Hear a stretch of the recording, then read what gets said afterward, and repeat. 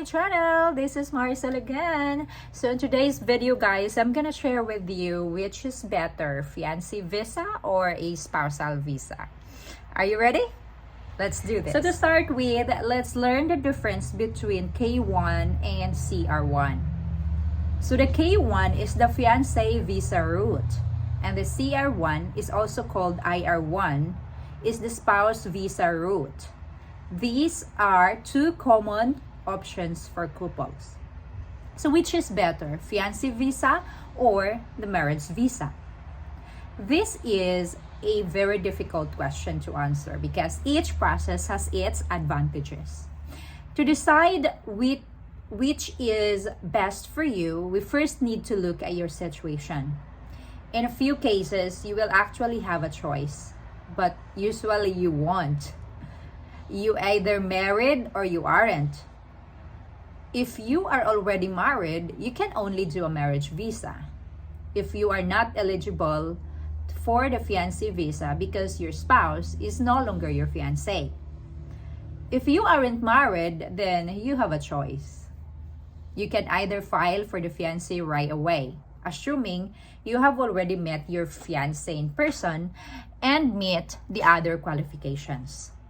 If you haven't met yet, you can always consider marrying in their home country, which if you are from the Philippines, and then process the marriage visa instead of the fiancé visa. As for the timeline on which is quicker to process and get approved, post-COVID, K1 and Cr1 have similar timelines. You're looking at 1 to 2 years. It will get through, like what we have experienced.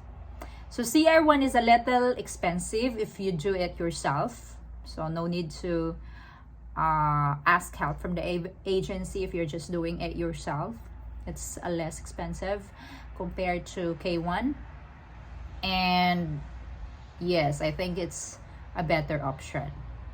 K1 requires you to marry in the US within 90 days upon entry.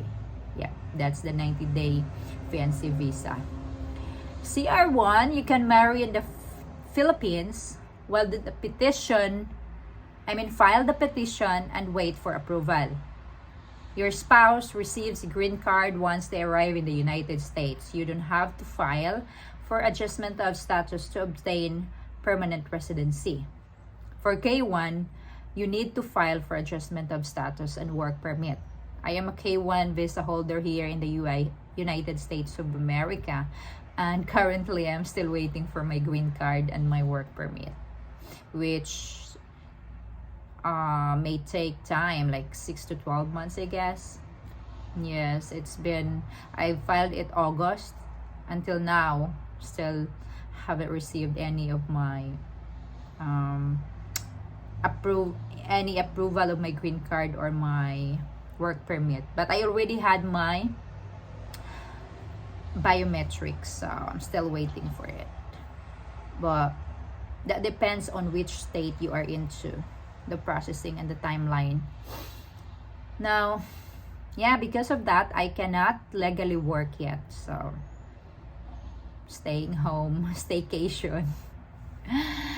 So if you plan to marry in the Philippines, your partner will need to stay at least 3 weeks because of the 10-day waiting and other things you need to accomplish before marrying. Yeah, minimum of 3 weeks.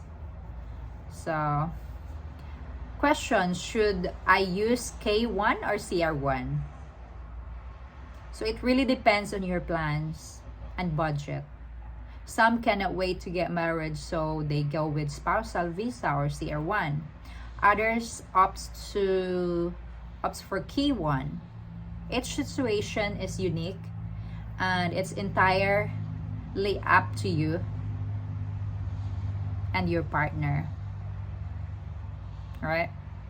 So, good luck and God bless. See you all on my next videos. Thank you.